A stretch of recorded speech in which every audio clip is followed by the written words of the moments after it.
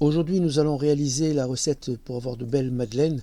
L'important pour avoir de belles madeleines et de bonnes madeleines, c'est la différence de température entre le four que vous devez mettre à 200 degrés en chaleur tournante et la pâte qui doit rester 3-4 heures au réfrigérateur, voire une nuit. Je vous laisse lire là les condiments, de toute façon je vais les mettre au fur et à mesure de la recette. D'accord ?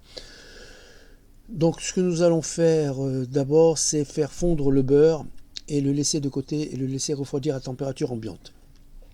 Ensuite, donc là, comme vous voulez voir, là on va mettre les œufs sur lesquels nous allons verser le sucre en poudre. Moi j'ai mis deux qualités de sucre, à savoir le sucre blanc et le sucre roux pour avoir un petit peu plus de saveur. Nous allons remuer le tout sans faire blanchir. L'important n'est pas de blanchir. On va rajouter également une petite cuillère, une bonne cuillère à soupe de miel. On va remuer le tout sans trop remuer, de façon, on ne cherche pas à blanchir les œufs. Donc là, on va verser la farine entre 100 et 125 grammes. Alors, si vous mettez des pépites, restez sur 100 grammes. Si vous ne mettez pas de pépites, allez-y vers 125 grammes.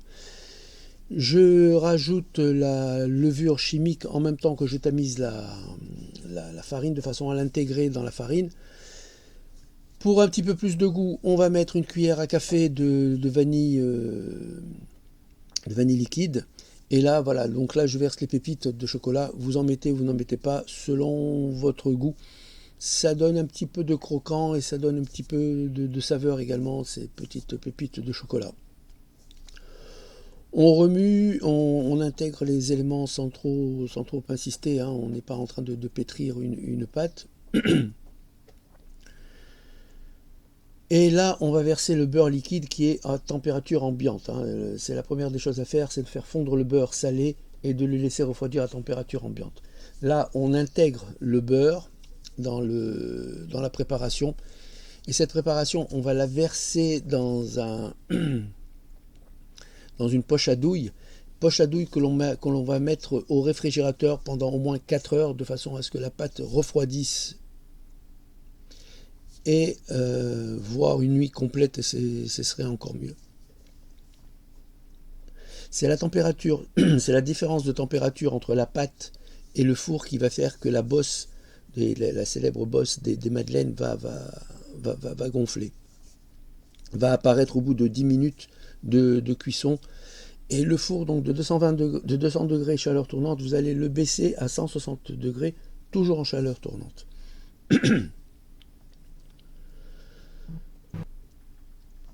Donc voilà, donc la douille, la poche à douille est prête à mettre au frigo. Donc là, je suis en train de pocher. Là, ce qui se passe, en fin de compte, c'est que j'ai mis un petit peu trop de farine. Justement, j'ai mis un petit peu trop de farine et plus les pépites de chocolat, ce qui fait que j'ai un petit peu de mal à pocher. Justement, la pâte n'est pas assez liquide. Et sincèrement, là, je galère. Je galère, mais je vais y arriver quand même à pocher la pâte dans le moule à madeleine. Et donc on baisse la température à 160 degrés et on fait cuire pendant 10-12 minutes maximum. Dès que ça commence à prendre de la couleur, vous sortez la plaque immédiatement et vous démolissez les madeleines et vous les mettez sur le côté de façon à ce que la vapeur puisse se dégager. Et comme ça, vous aurez de très belles madeleines.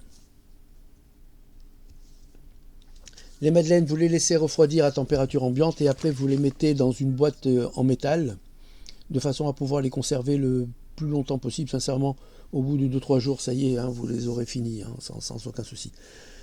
Je vous laisse et puis n'oubliez pas de vous abonner à ma chaîne YouTube, La Saveur est une, sur laquelle vous allez trouver la recette des ralottes, savoir si on dore les ralottes avant ou après la deuxième poussée, également la recette des croquants et également la recette des cakes tunisiens. Je vous laisse, à bientôt pour une prochaine recette.